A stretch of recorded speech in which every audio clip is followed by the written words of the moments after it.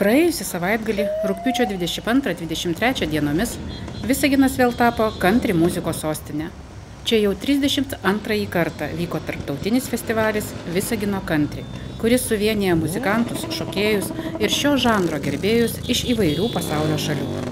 3 dienas žiūrovus džiugino spalvinga ir turininga programa.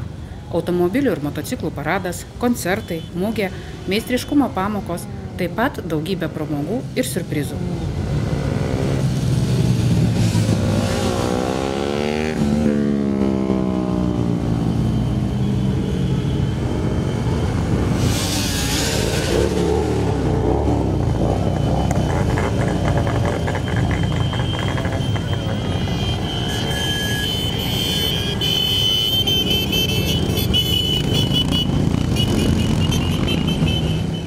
Nuo pat ryto festivalio teritoriją užpildė muzika ir ryškūs kaubojiški kostiumai.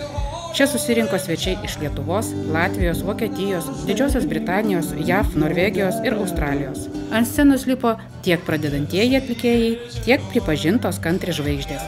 Festivalis Visagino country pelnytai laikomas miesto vizitinė kortele ir yra žinomas gerokai už Lietuvos ribų. Atidarymo ceremonijoje pirmasis žodis buvo suteiktas Jungtinių Amerikos valstijų ambasadoriai Karai McDonald, kuri padėkoja festivalio organizatoriams ir svečiams už dalyvavimą tokioje didelėje bendruomenėje, sujungusioje žmonės iš įvairių pasaulio kampelių, kad čia Visagine būtų apjungiama kultūra, muzika ir daina draugystėje. Kuo Visagino country skiriasi nuo country festivalio JAV? Žinote, tai nuostabu, nes tai, ką aš čia matau, tai country muzika, gimusi Jungtinėse Amerikos valstijose, gimusi Apalačių kalnuose, kuri įgijo pripažinimą visame pasaulyje. Manau, tai labai įkvepia matyti, kaip ji čia rado savo auditoriją Lietuvoje. Ir sąžiningai pasakius, žvelgiant aplink, tai labai panašu į country muzikos festivalį pas mus, JAV. JAV ambasada visada dalyvauja Visagino country. Ar tai galima vadinti kultūrinę diplomatiją? Labai ačiū už šios žodžius. Žinote, mes tikrai matome čia šiandien šiuos atlikėjus. Jie yra tikri meno ir country muzikos ambasadoriai. Jie tikri ambasadoriai. Mes labai džiaugiamės, kad šiandien su mumis yra Jeremy McComb. Jis amerikiečių country muzikos atlikėjas. Bet jūs taip pat turite nuostabią tradiciją čia, Lietuvoje. Jūs turite Virgį Stakėną, turite Eleną Čekienę. Kartu jie prieš daugiau nei 30 metų pradėjo šį festivalį ir mes labai didžiuojamės, kad galime jį remti iš Jungtinių valstijų. Ką jums reiškia šiandienos renginys? Daugiau darbas ar pramoga? Man tai tikrai malonumas. Mėgstu būti čia, turėti galimybę bendrauti su publika, klausytis muzikos. Man country muzika su ritmu, pagal kurią galiu šokti, yra muzika, kurią myliu. Taigi man tikrai smagu būti čia. Tikras malonumas, absoliučiai. Žinote, čia turime puikių pramogų. Buvau čia praėjusiais metais ir galėjau išbandyti mechaninį bulių. Mechaninis bulius – tai atrakcionas, kurį atvežame ir jis leidžia žmonėms pasijusti kaubojais bent pusę minutės. Ar tiek, kol nukrenta. Čia yra ką veikti, labai smagu. Turime fotobudelę ir mes galėjome dalyvauti parade, čia Visagine, kartu su meru ir jo dėka. Jei jūsų diplomatinis statusas leistų, ar galėtumėte užlipti ant scenos ir sugroti? Ne, bijau, aš nepasiekiu šio festivalio lygio, kuris tikrai yra aukščiausios klasės festivalis. Bet man bus malonumas tiesiog būti tarp žmonių ir mėgautis muziką. Žinote, country muzika, kaip ir bet kokia kita muzika, turi galią. Ji vienyje žmonės, suteikia galimybę dalintis istorijomis, apsikeisti emocijomis, dalinti savo požiūriais ir patirtimi. Ir būtent tai randame čia šį vakarą. Matome, kaip per country muziką žmonės stato tiltus tarp šalių, tarp kultūrų, tarp bendruomenių. Gerbimi mūsų pačio gražiausio miesto svečiai. Toliau svečius ir organizatorius pasveikino miesto meras Erlandas Galaguzas, linkėdamas visiems puikios nuotaikos, gero oro ir smagios šventės. Country festivalio prezidentė Elena Čekienė savo kalboje prisipažino, kad country dalyviai jai yra tarsi antra šeima, o pats festivalis niekada nesibaigia. Po kiekvieno Visagino country iš karto prasideda pasiruošimas kitam.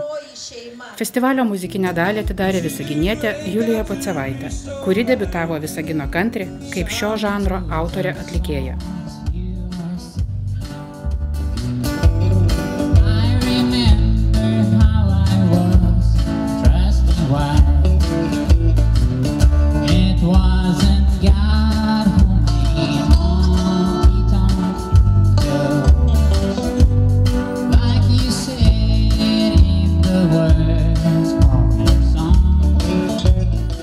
Didelį susidomėjimą tarp publikos sukėlė Vilniaus atlikėjo Mato Leno pasirodymas. Jis pirmą kartą dalyvavo Visagino country, tačiau anksčiau jau buvo pasirodęs Lietuvos Eurovizijoje, tame pačiame žanre.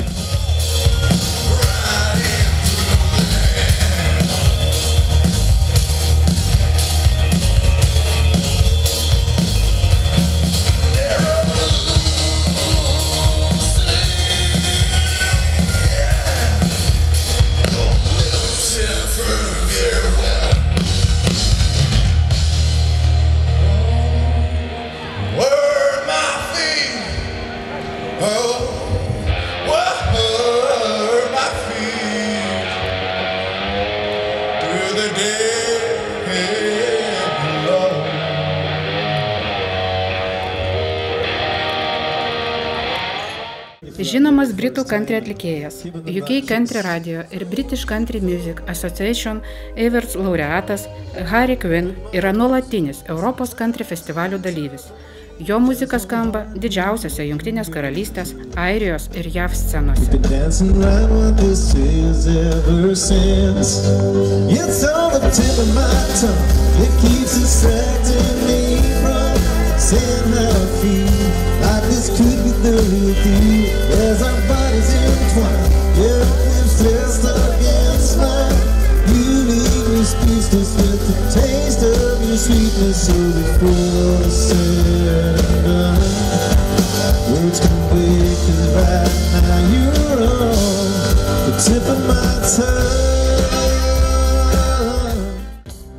Betty Roots, viena ryškiausių Skandinavijos country scenos atstovių. Jos kūryboje dera tradiciniai country motyvai su moderniu skambesiu. Betty yra žinoma savo gyvais pasirodymais ir charizma scenoje.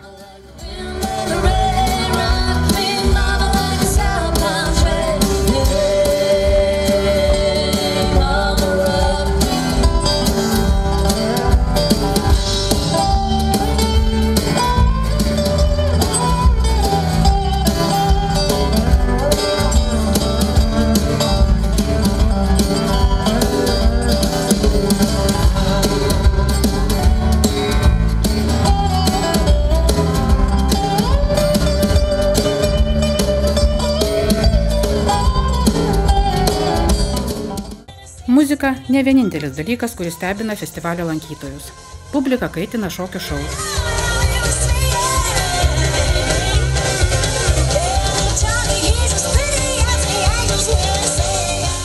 O meistriškumo pamokose galima patiems išbandyti line dance elementus. Atmosfera čia demokratiška ir draugiška. Scenoje šoka tiek vaikai, tiek suaugusieji. Ir net patys kukliausi žiūrovai negali nustovėti vietoje. Amerikos kampelis visada pritraukia gausybę lankytojų savo viktorinomis, galimybę nusifotografuoti su kaubojiška skrybelė ir iš karto gauti nuotrauką. Išbandyti, kiek ilgai pavyks išsilaikyti ant mechaninio buliaus, bei patikrinti savo taiklumą specialių maišelių mėtymo rungtyse. Festivalis tikrai tapo šeimyninė šventė. Kiekvienas rado savo mielą užsiėmimą.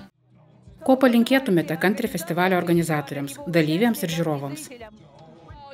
Didelės sėkmės, daug džiaugsmo, daug energijos, šiam festivaliui daugybę metų. Tai tikrai įspūdinga. Festivalis vyksta jau daugiau nei 30 metų. Tai liudija šio festivalio svarbą ir tai, kaip giliai jis įleido savo šaknis čia. Tai buvo pirmoji festivalio diena. Apie antrąją dieną papasakosime kitoje mūsų programoje.